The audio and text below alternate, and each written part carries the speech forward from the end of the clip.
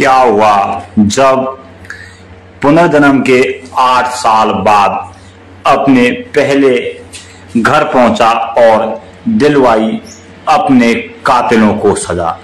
इस घटना की सच्चाई जानकर आपके पैरों तले से जमीन खिसक जाएगी। इसकी शुरुआत करने से पहले आप सभी लोग श्रद्धालुओं से कमेंट बॉक्स में हर हर महादेव जरूर लिखें। दोस्तों, साथ ही हमारे चैनल को सब्सक्राइब करें और बेल आइकन जरूर दबाएं। दोस्तों, बात है महाराष्ट्र के जलगांव की एक प्रजापति परिवार में बहुत ही सुंदर पुत्र का जन्म हुआ जिसका नाम आदित्य रखा गया था।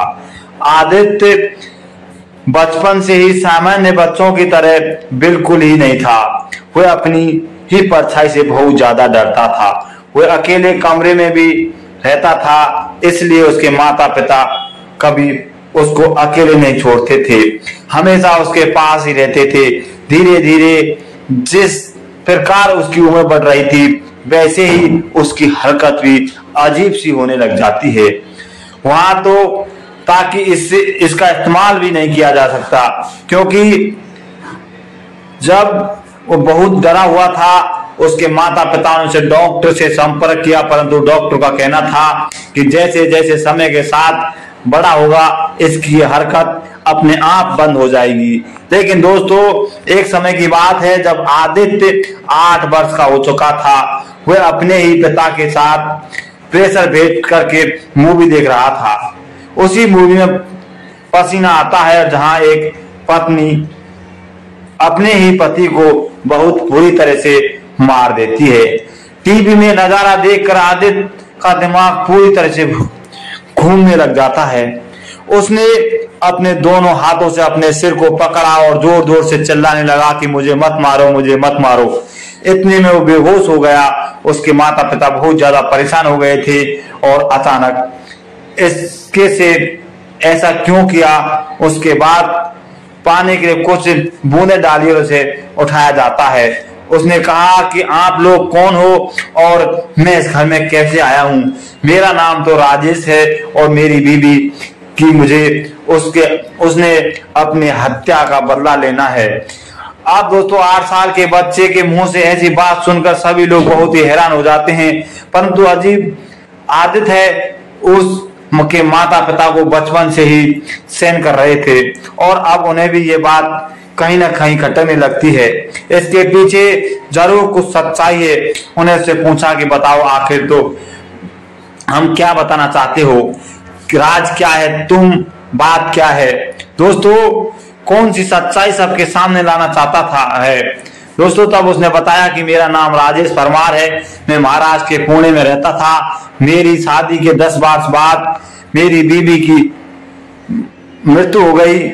उसके जाने के बाद खुद के सहारे के लिए मैंने एक औरत से शादी कर ली, परंतु मुझे इस बात का बिल्कुल ही अंदाजा नहीं था कि वो औरत सिर्फ और सिर्फ पैसे और मेरी प्रॉपर्टी के पीछे मुझसे शादी कर रही है।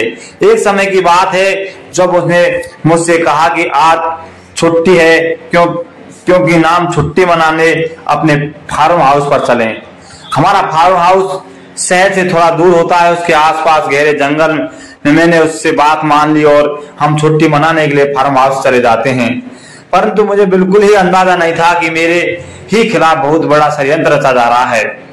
उसे परमार को उससे पहले से ही अपने प्रेमी को बुला रखा था और मेरी प्रॉपर्टी हत्याने के इरादे से उन्होंने दोनों ने मिलकर तकिए से मेरा दम घोट कर मेरी हत्या कर दी और उसी फार्म हाउस के बाहर बगीचे में मेरी लाश को दफना दिया। लेकिन जब मैं पुणे लौट आया हूँ, अब यूं ये घटिया और उसके प्रेमी को सजा दिला कर रहूंगा। इतने में छोटे बच्चे के मुंह से इतनी बड़ी बड़ी बातें वाकई में हैरान करने वाली थी।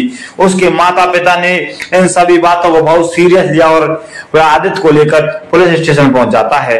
उन्होंने इन पूरा घटनाक्रम के बारे में पुलिस ऑफिसर को बताया। उसने उनकी मदद भी की, परंतु उसका कहना था कि पुनर्जन्म की इस घटनाओं में कोर्ट यकीन नहीं करता है।